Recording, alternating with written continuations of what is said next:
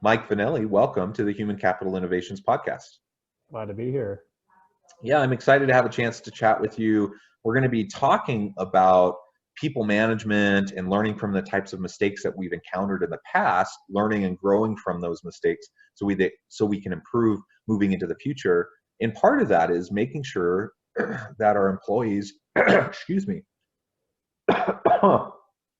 making sure that our employees feel heard and that we can hear their good ideas and capture them and act on them. That is really important for a variety of reasons. So those are the types of things we're going to be discussing today. As we get started, I just wanted to share Mike's bio for everyone. Mike Vanelli is the head video producer with NV Creative. In this role, Mike leads a production team to fill commercials for online and TV ads. Mike has produced over 2,000 video ads to date. He is no stranger to the film and TV industry, having spent 10 years in the business where he has produced TV shows and music videos for big name artists. Mike specializes in making sure each commercial NV Creative produces is unique and delivers the message the brand, product, or business is looking to convey to their target audience. Mike helps clients to get more sales by getting more people to watch their videos. NV Creative offers all kinds of services from explainer videos that focus on the product, brand, or company to national TV campaigns that get a brand more known. NV also offers an ad campaign service to get your brand, product, or business seen. So again, thank you, Mike, for joining me today. I've interviewed lots of people from lots of different industries across the world, and I believe you're the first one in video production and ad production that I've interviewed. And I really look forward to getting your perspective on people management issues within that industry. As we get started, anything you would like to share by way of personal background, context, anything like that? I mean, you pretty much hit it all on the head. I've been doing video production for a long, long time. And really, once I started doing commercials, that's kind of when I found my footing. And the reason why I like doing commercials so much is basically it keeps you really busy. We normally have between 50 and 100 projects going on at once. Thankfully, we have in-house creatives in pre-production, post-production, and production. So we really don't have to outsource a lot. And that gives us the bandwidth to take on so many projects at once. And also, you know, the variety of commercials, we've done everything from bidets to, you know, hair growing pills to really, you name it, we've probably done it. Well, that's fun, and you know, it's an area, skill set, and expertise that I just simply don't have. So it's fun to touch base with you just in that regard. But again, a unique industry, one that I haven't really explored much on this podcast in the past. You know, both in terms of the TV and movie industry, but also the ad industry and PR and marketing and those sorts of things. So I really look forward to this. As we launch into the discussion, you know, I thought maybe the first thing we could talk about is some of the types of things you've implemented as a leader in your company so that employees can feel heard, so that employees can share their ideas in a constructive way where it can actually add to the broader dialogue and help move your organization forward in a positive direction. Sure. Yeah. So a while ago, so before we kind of implemented what we use now, it was mainly myself and the head of post-production that would kind of spearhead ideas that we thought were correct or that we thought that would be a good idea to implement at the company. So it was pretty much just him and myself that would discuss ideas to implement, and it was kind of one of those things where it's like, okay, we're the bosses, and here's what we're going to do, regardless of your opinion, and we'll see if it works or not. And that could have been ideas that we had for the pre-production team, that him and I don't work a lot in the pre-production team, but again, it's us, being the bosses saying, hey, this is what we think is best. And they might have thought, that's not really what we do here or whatever. And same thing for the other areas of the business as well. So I was talking with a colleague of mine that works at a different industry, different company, and they were saying how they do kind of a open forum at their weekly meetings, and I forget what they call it. They call it something else, but basically before the lockdowns, we used to have weekly, what we call serial meetings. So basically everybody would kind of put down on a list what their favorite cereal would be, and our production assistant would go to the store and buy all the cereals. And so that was kind of a breakfast meeting that we didn't want to be too formal. So that's why we did cereal rather than like catering and, all this other stuff. But anyway, so, we would do the normal meeting thing where we go over the past week and the week before and the current week. But then we started implementing a thing that we called a hypo session, and hypo short for hypothesis. And with that, basically, everybody would bring one idea regardless of what department they were in and regardless what idea the department was for. So for instance, someone in the pre-production department might have an idea for the post-production department, or whatever. Or it just could be, a general idea, or it could just be a little idea that could be for anything. And so what happened is we really started getting good ideas for the company itself, and even little things that we didn't even realize needed fixing.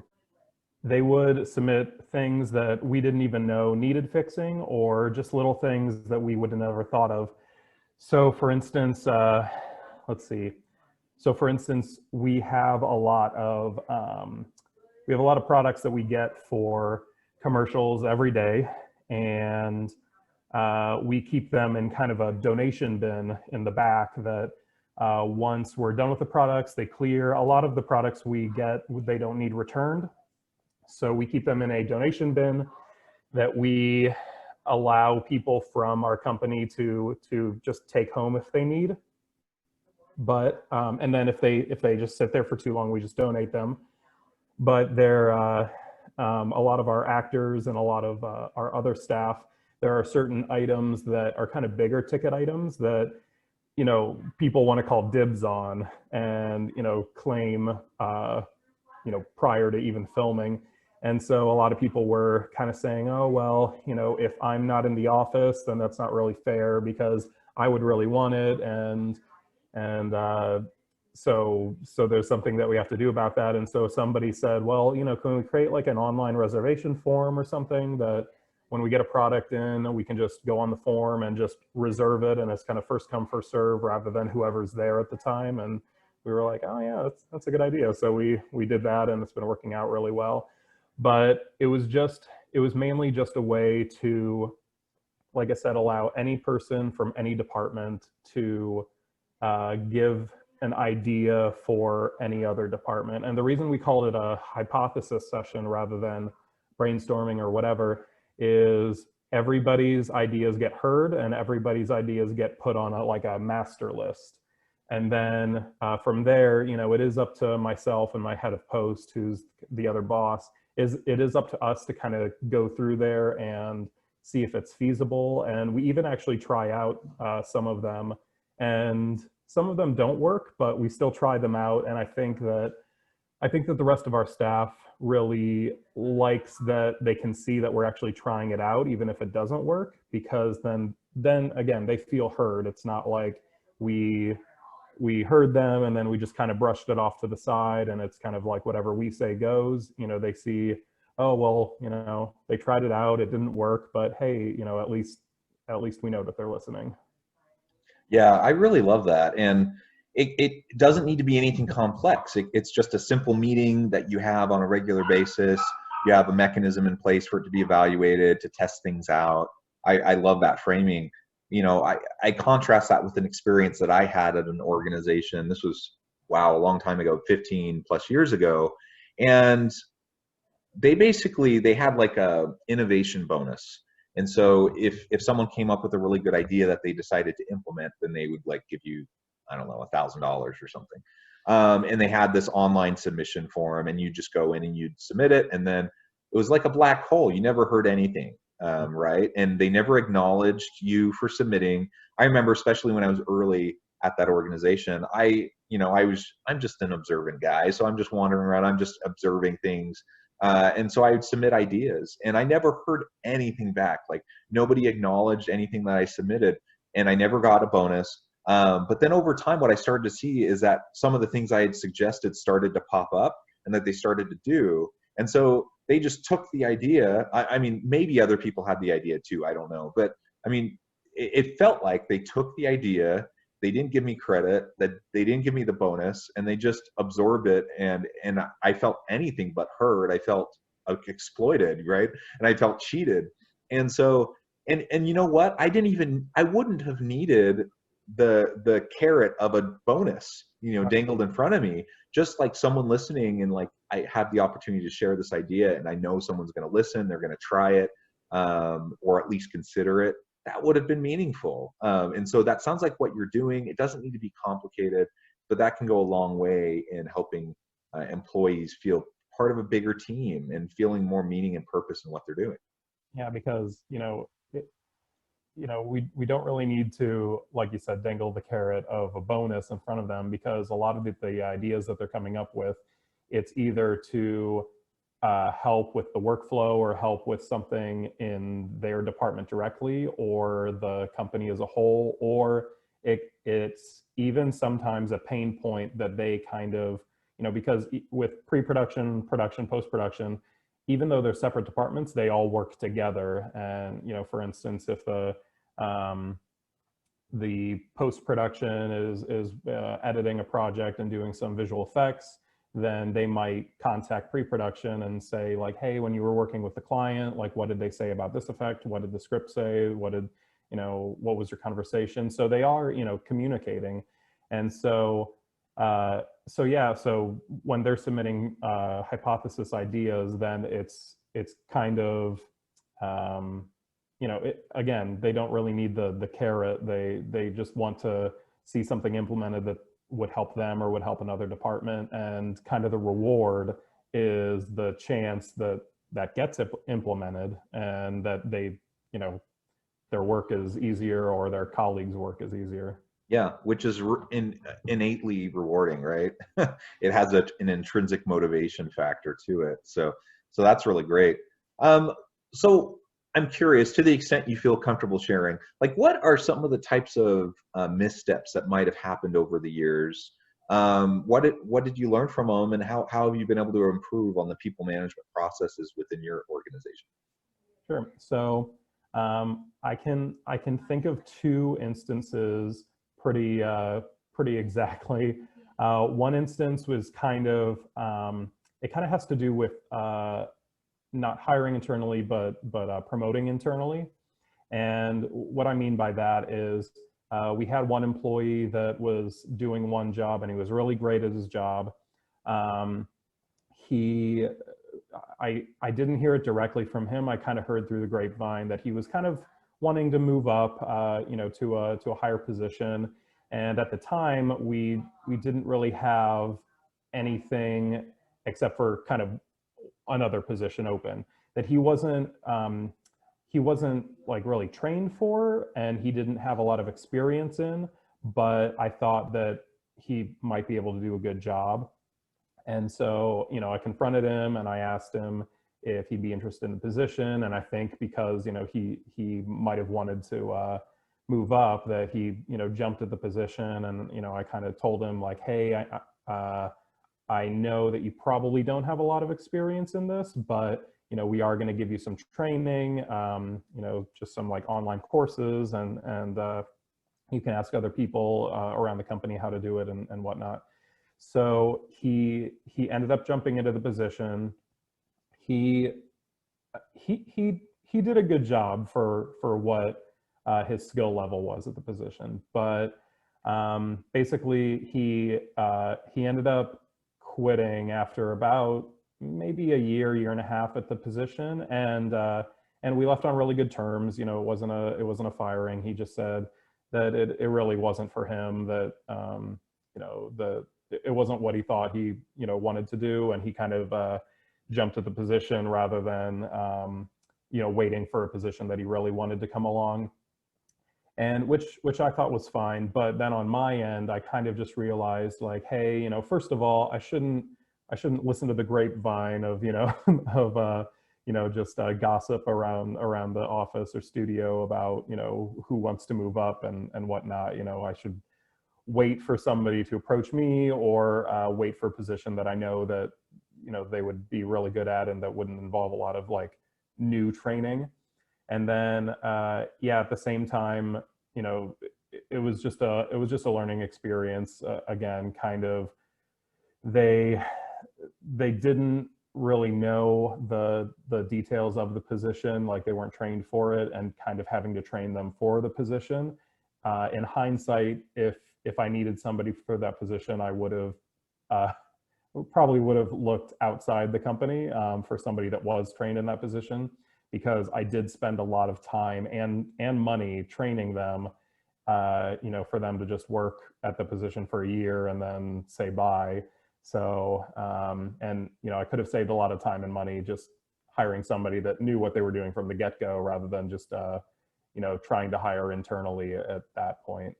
Yeah, yeah. You know, I think it's good that you were trying to keep your ear to the ground, trying to be aware, you know, that that's something that your people might want opportunities, right? And so thinking about succession planning, thinking about career development planning and opportunities for people is a really good thing to do.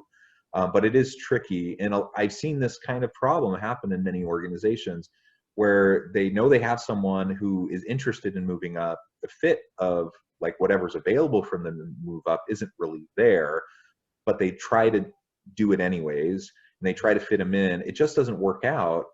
And then, like you said, it's a cost and expense to you, the leader in the organization, but you're also setting the person up for failure.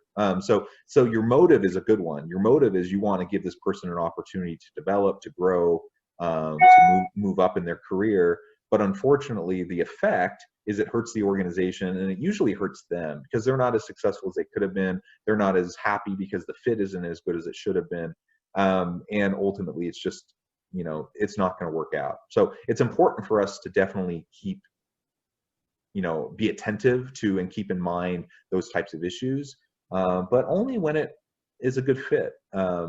And ultimately, we can help our people, and, you know, be proactive and have conversations with our people and help them understand, like, this is what this would entail. This is what you need to do. Maybe now is not the right time. Maybe you can go back to school. Maybe you can do your own training, and you'll be ready the next time the position comes available. Just having those types of dialogues can be really effective. Right. And then on the flip side, the other one was kind of the opposite of that one, which was we needed we decided we needed an in-house writer, because we were having just a subcontractor come in like once or twice a week to work on scripts, and so I decided I wanted to hire an in-house writer. And because of what I learned with with the other employee from the previous story, I didn't even look internally, because from my knowledge, you know, nobody fit the description for the job role. And so I hired outside, hired a writer. She was really great. She did a really great job, but it was getting, it just wasn't cost effective to have an in-house writer after all. But she still worked here again for about a year, and that was a layoff. So, you know, we let her go. And again, it was just a financial decision. She did a really great job, but we just said, you know, because you're only a writer, there are times when you know, the script writing is kind of down. So, you know, there might be weeks where she writes 15 scripts. There might be weeks where she writes 2 scripts, and then she's just kind of like sitting there waiting. And so so after letting her go, we did try to outsource it for a little while. And again, it came back to like, well, I'm not really enjoying it. And it actually came up in a hypo session where somebody mentioned that one of our staff members from another department, from pre-production, was and he was an admin. He wasn't creative, so he was just communicating with clients. That he was a writing major, and that, you know, I did notice that if he, you know, kind of got through everything he needed to do, he did have some downtime, maybe like once a day, once every other day. And so, you know, so I didn't know that, and I approached him, and I said like, hey, you know, I noticed that, you know, if you get through like all your contacts that you need to, and you know, get done what you need to do, you have like a little bit of downtime every day. So I was wondering if, you know, if you'd be interested in trying out writing a couple scripts, since you already know kind of the workflow. You've been, you know, you communicate with the clients, and so you know what they want anyway. Would you be open to that? And he, you know, said absolutely. And so, you know, so we tried him out for a little while, and he's been one of our head writers ever since. And it's worked out really well. But again, it was like kind of the opposite, where I didn't want to hire internally because I didn't know anybody had the skills. And so I hired somebody else, and then it didn't work out because sometimes they didn't have enough to work on. And then when I realized, you know, that I could hire internally, you know, he not only, because I knew he was busy with like his administration stuff, but then once he gets done with that, then he works on scripts. And so it's never like downtime like it was with the dedicated writer. And yeah, he's still writing today. Yeah, what good examples, you know, contrasting examples of the same phenomenon. And I guess really what that illustrates is there's no like one size fits all approach. Mm-hmm. That you have to take each of those situations one by one and assess, you know, what the needs are, what the business case for the position is, what the talents of your team are. And as long as we're observant and we're aware of our people, we know our people, then we can start to find those fits or avoid the misfits that might not occur as we're trying to move forward in a positive direction. Well, Mike, that's been some really good insight into your industry. I also appreciate you sharing with everyone, you know, those examples and the really important message about making sure that we listen and we give people a chance to be heard as they're part of our team. So they don't feel so isolated. They don't feel like they're doing their one little thing, but they're really part of a team, and they have the opportunity to contribute and to make things better for everyone. We're drawing short on time, so I want to respect your time. Before we part, though, I wanted to give you a chance to share with listeners how they can connect with you, find out more about your business and what you can do for them. Sure. So like you said before, the company is NV Creative, and pretty much the tagline is we make videos and ads for business products and brands. And we can be found on our website at thinkenvy.com. That's THINKENVY.com. And we're also all on the social medias, Instagram, Facebook, YouTube. It's all Think Envy. So you can find us anywhere. And the one good thing about us is that, like I said before, we have mostly everything in-house, including we have our own studio, we have our own equipment, we have our own standing sets. So pretty much we can almost do a video for really any tier. You know, we've done like videos for single people and startups all the way up to, you know, the Fortune 500 companies. So so anywhere in the middle we can handle content for. Excellent, excellent. Well, thank you, Mike. It's been a real pleasure talking with you. I appreciate you sharing your insights, and I hope listeners will check you out. Go look look on your LinkedIn, get connected, see if there's anything you can do for them. I hope everyone stays healthy and safe, that everyone can continue to find meaning and purpose at work each and every day. And I hope everyone has a great week. Thank you. Thanks so much.